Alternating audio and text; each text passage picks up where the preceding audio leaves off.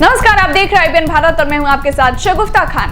अमेरिकी space agency NASA को बड़ी कामयाबी मिली है। सूर्य की रोशनी से चमकने वाली चांद की सतह पर पानी की खोज ने नासा के वैज्ञानिकों को हैरान कर दिया है।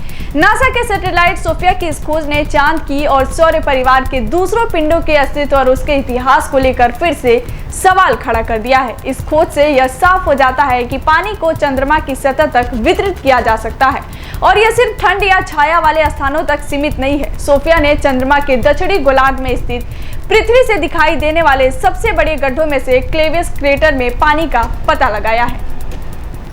चंद्रमा की सतह के अब तक पिछले ऑब्जर्वेशन के दौरान हाइड्रोजन के कुछ रूप का पता लगाया गया, लेकिन यह पानी और उसके करीबी रासायनिक चीज हाइड्रोक्सिल के बीच अंतर करने में असमर्थ था।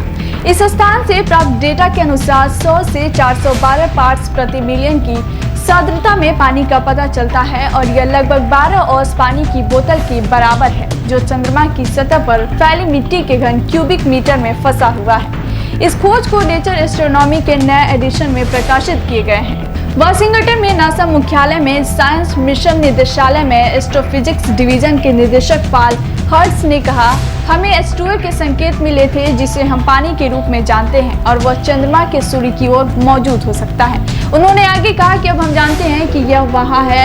यह खोज चंद्रमा की सतह की हमारी समझ को चुनौती देती है और गहन अंतरिक्ष अन्वेषण के लिए प्रासंगिक संसाधनों के बारे में पेचीदा सवाल उठाती है। तुलनात्मक रूप में सोफिया ने चंद्रमा की सतह पर जितने पानी की खोज की है, उसकी मात्रा में अफ्रीका के सहारा रेगिस्तान में मौजूद पानी की तुलना में 100 गुना कम है।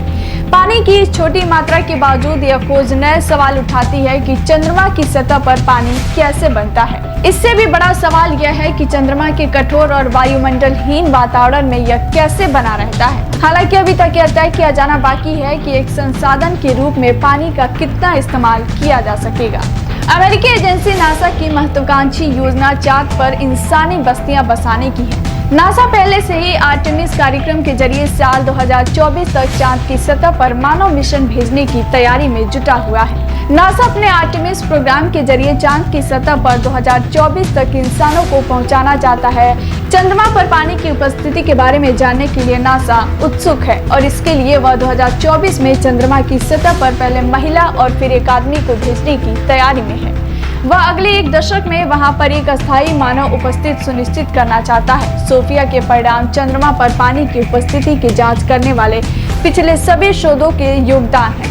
सोफिया के परिणाम चंद्रमा पर पानी की उपस्थिति की जांच करने वाले पिछले सभी शोधों का योगदान है। जब 1969 में अपोलो अंतरिक्ष यात्री पहली बार चंद्रमा से लौटे थे तो इसे पूरी तरह से सूखा माना जाता था, लेकिन पिछले 20 सालों से नासा के lunar crater observation and sensing satellite ने चंद्रमा के ध्रुवों के चारों ओर अस्थायी रूप से छाया रूप में बर्फ के होने की पुष्टि की। इस बीच कई अन्य अंतरिक्ष यान जिसमें कैसुनी मिशन और डीप इम्पैक्ट कॉमेट मिशन के अलावा इसरो का चंद्रयान 1 मिशन और नासा का ground based infrared telescope facility के जरिए व्यापक रूप से चंद्रमा की सतह पर देखा गया और सूरज की किरणों वाली क्षेत्रों में हाइड्रेशन के संकेत मिले।